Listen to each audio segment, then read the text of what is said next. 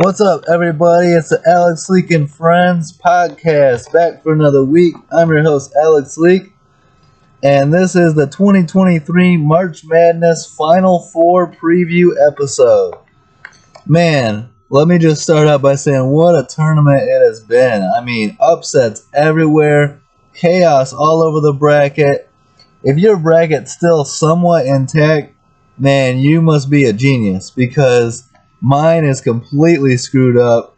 I mean, it's hard to predict some of these upsets. You know, teams like Florida Atlantic going to the Final Four.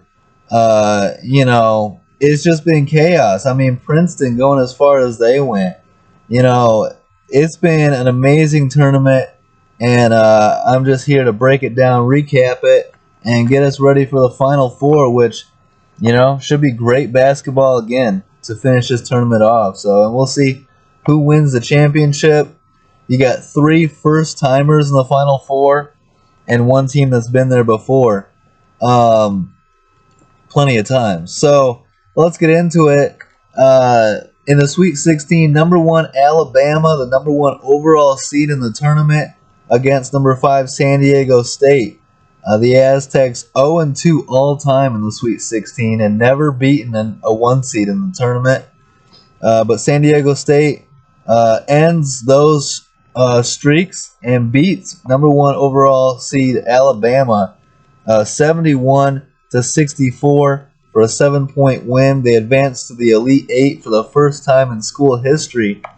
Aztecs guard Darian Trammell leads the team with 21 points. But the big story for Bama is star forward Brandon Miller, who was considered to be the best player in college basketball, but struggled throughout the tournament and struggled in this game in the Sweet 16. He scores just 9 points, grabs 11 rebounds, but struggled shooting the entire tournament. 3 of 19 in this game, just 1 of 10 from 3. And for the tournament in 3 games, Brandon Miller shoots 8 of 41.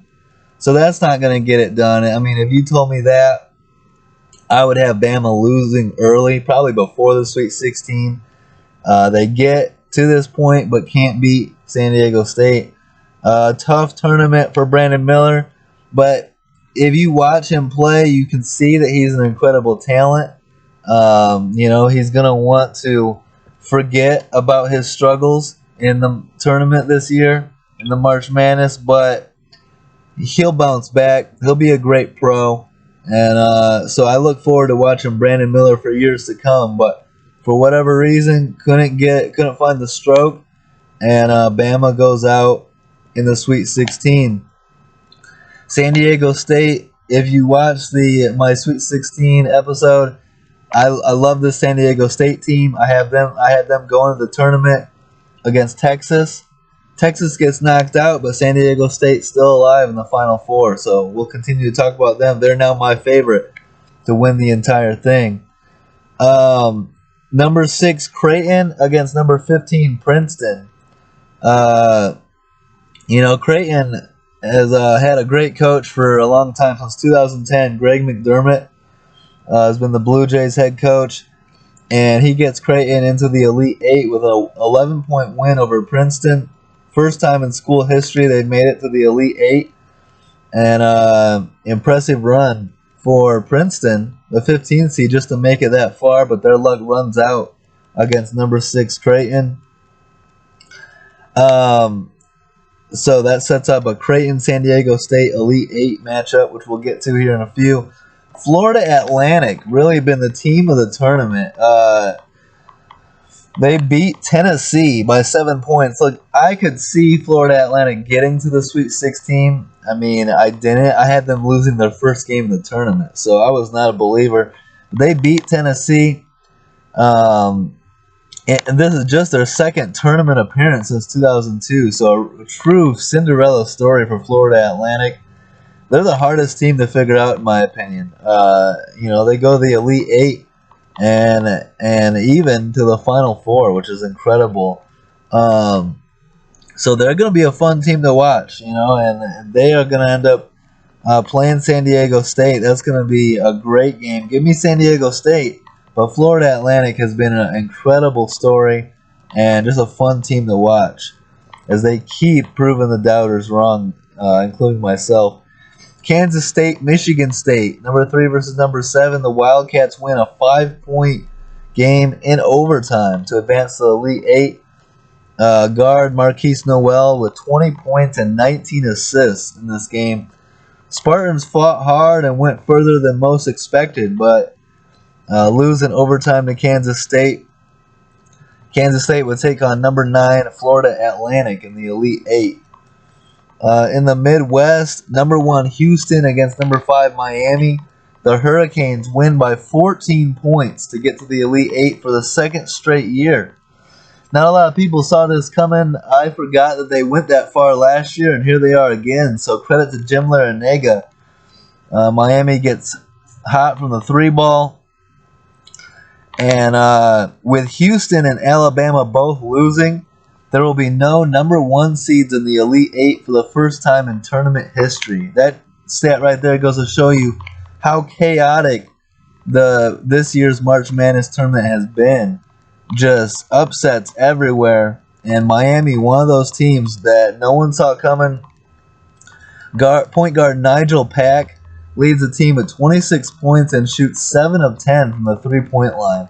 So, Miami killing it, getting hot at the right time. Credit to Jim Larrañaga going on a deep run.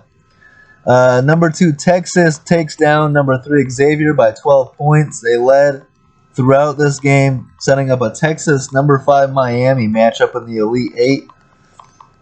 Texas, again, the team I picked to win the Natty before the tournament started. So I was feeling myself with Texas, and we'll see if they can keep that going against Miami. Number 8 Arkansas gets blown out by 23 points by number 4 UConn. The Huskies blowing out every team by double digits. A great run by Arkansas, but it ends in the Sweet 16. UConn getting it done. Number 2 UCLA falls to number 3 Gonzaga. UCLA led by double digits in the second half, but a big comeback by the Bulldogs to take the lead late. UCLA 3-pointer puts them up with one with 12 seconds left, but a Gonzaga ballsy 3 from the logo in the final seconds delivers the win. Probably the game of the tournament. Gonzaga, UCLA, and the Bulldogs advance to the Elite Eight to take on UConn. In the South region, let's go to the Elite Eight now. The South region, 5-seed San Diego State against 6-seed Creighton. Blue Jays led throughout, but the Aztecs get back into the lead late. Tough call in the final seconds. A lot of people are going to say it was a touch foul. It shouldn't have been called. Look, ideally, you don't want that foul called there. You want to see the game go to overtime. But I can see it from the ref's point of view as the defender's hand was on his hip. And you can't tell from that point how much pressure is on the hip. And if you press on that hip, you can put the shooter off balance midair and affect the shot attempt. So, touch foul, but I can see why it was called with the obvious hand on the hip. Creighton's going to feel like they were robbed, but a great game, and San Diego State makes the plays late to advance to the Final Four. So San Diego State, their defense is carrying them deep into this tournament, and they make the Final Four. So San Diego State is my pick to win the entire thing. Defense running the day. In the East bracket, East region, FAU against Kansas State. Clutch free throws and great rebounding and defense led the Florida Atlantic Owls getting to the Final Four. FAU wins by 3 points. No one saw Florida Atlantic coming. Kansas State continues to have bad luck in the Elite Eight as they've lost 8 straight Elite Eight games. And FAU guard Forrest, I believe it's Derek Forrest or something like that, Forrest with 4 clutch free throws to lead FAU to the Final Four. I mean, you got to have that. You got to have that veteran leadership experience to step up and make the big shots when you need it. And they needed all 4 of those clutch free throw makes, and he got it done.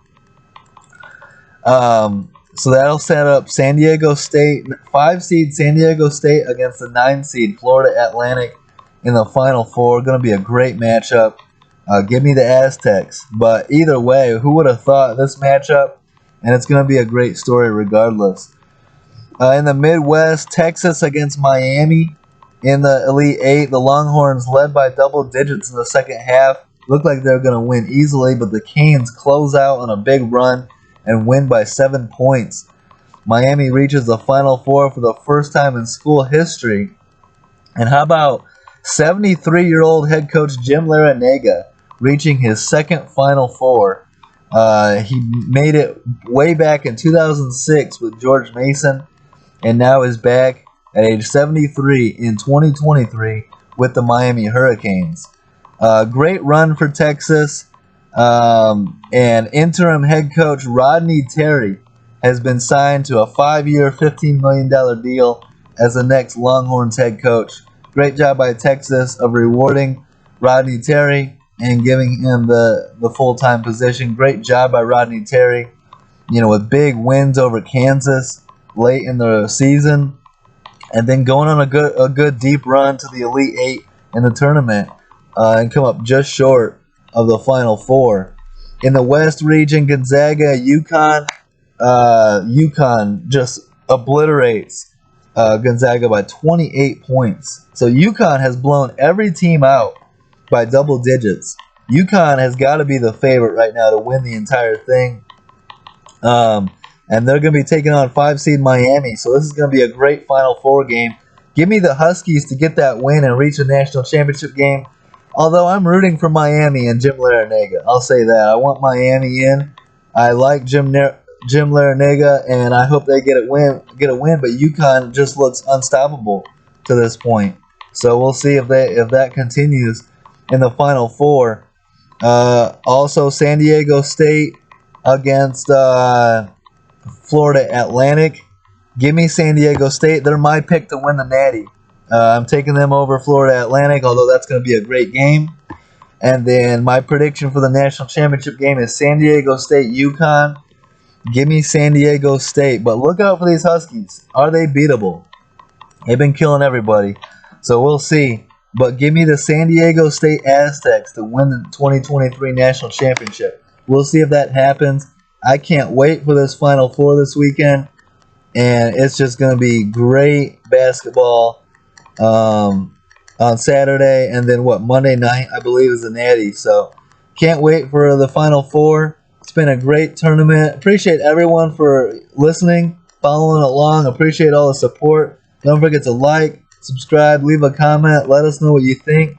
Who's your pick to win in the Final Four and to win the national championship this year? We're going to keep this great content coming out. NBA playoffs right around the corner. We're going to have great guests all NBA playoffs long. We got a rewatch coming up this weekend. So stay tuned for all the great content. Appreciate every single one of you. And have a great week, guys. Peace out.